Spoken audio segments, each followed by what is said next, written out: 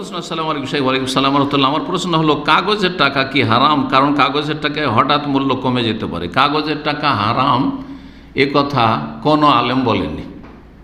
যদি বলে থাকে তো কোনো জাহেল বলেছে, যে স্কুল কলেজ ইউনিভার্সিটিতে পড়ে এসে মূর্খ সমাজের মুফতি সেজেছে, বক্তা সেজেছে, তারা বলতে পারে, কিন্তু কোনো আলেম বলেনি। যদি সে বলে তো সে আলেমই না, সে জাহেল। জি, কাগজের টাকার আগে কি ছিল?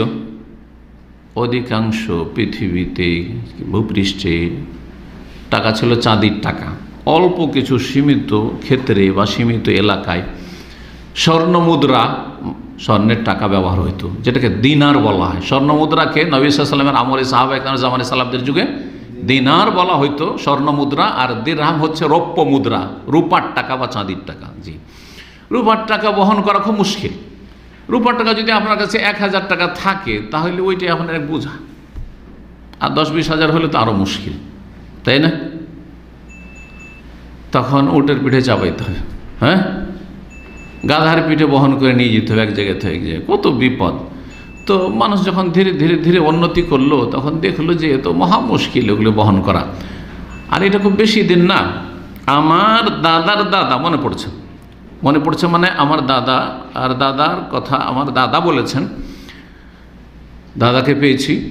তো দাদা বলতেন যে আমার দাদা ছিল, তো উনি ব্যবসায়ী ছিলেন, বড় গৃহস্থ মানুষ, অনেক জমি জায়গার মালিক, এবং ব্যবসা করতেন। কিসের? এক ধরনের ব্যবসা, ওই গাছ থেকে যেটা আপনার ওই গয়নার ভিতরে, আগে যে গয়নাগুলো তৈরি হইতো মহিলাদের, তাবিজ, হ্যাঁ, মাকড়ি, সেগুলোর ভিতরে একটা দেয় না, গলিয়ে, কি বলে ওটাকে, হ্যাঁ, মোম। আচ্ছা, জানি না, ভুলে গেছি, ছোটোকালে দেখেছি। তো যাই হোক, ওইটা একটা গাছ থেকে তৈরি হয়, বড়ই গাছ থেকে অথবা বাবলার গাছ থেকে, এইসব গাছ থেকে হয়। তো ওগুলো খুব হইতো।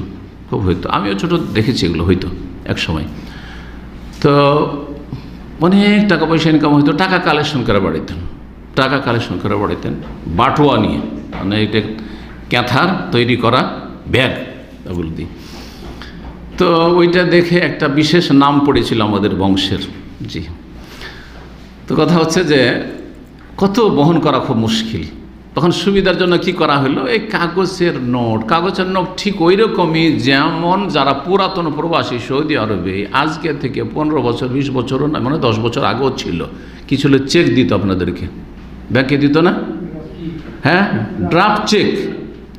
এইরকম হইতো না যে যাচ্ছেন আর আপনার সাথে সাথে আপনার টাকা চলে গেল, অথবা একদিনের মধ্যে চলে যাবে, আর একটা কি দিল, আজকাল রিসিপ্ট দিচ্ছে, একটা পেপার দিচ্ছে, তাই না? এইরকম নয়, কিন্তু একটা চেক হইতো, চেকটা আপনাকে পোস্ট করে পাঠাইতে হইতো, অথবা আপনাকে সাথে নিয়ে যেয়ে জমা করতে হইতো, বা আপনার কোনো আত্মীয় গিয়ে ব্যাংকে জমা করলো, তারপর সেটা ডিপোজিট হইতো।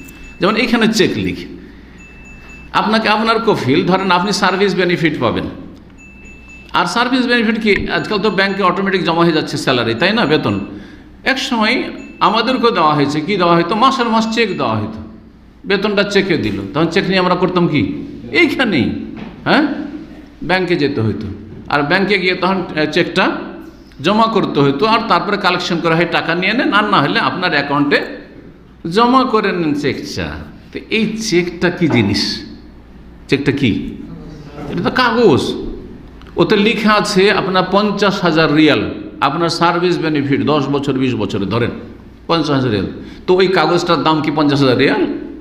ওই চেকটার মূল্য কি 50,000 রিয়াল? চেকটা হচ্ছে কি, অর্ডার, ওখানে অর্ডার লেখা থাকে। এর দ্বারা অর্ডার করা হচ্ছে কর্তৃপক্ষকে, হ্যাঁ, ব্যাংকে, যে তুমি এই চেক বহনকারীকে কি করো, 50,000 রিয়াল দিয়ে দাও। ঠিক ওই রকমই কাগজের নোট এই চাঁদির পয়সার বিকল্প হিসেবে এসছে। এটা যেন একটা চেক, ওই যে ড্রাফট চেকের মতো, আর প্রথম চায়না থেকে শুরু হয়। যাই হোক, সুতরাং কাগজের টাকার মূল্য কমে যেতে পারে, চাঁদির টাকার মূল্য কমে না। প্রতিদিন চাঁদির মূল্য কমছে বাড়ছে, স্বর্ণের মূল্য কমছে বাড়ছে, আর ঘন্টার পর মিনিটে কমছে আর বাড়ছে, আন্তর্জাতিক বাজার হচ্ছে না। জি হ্যাঁ, তো যখন যেরকম রেট থাকবে তখন সেই হিসাবে যখন ইত্তেফাক হবে তখনকার রেটে ইত্তেফাক হবে। জি।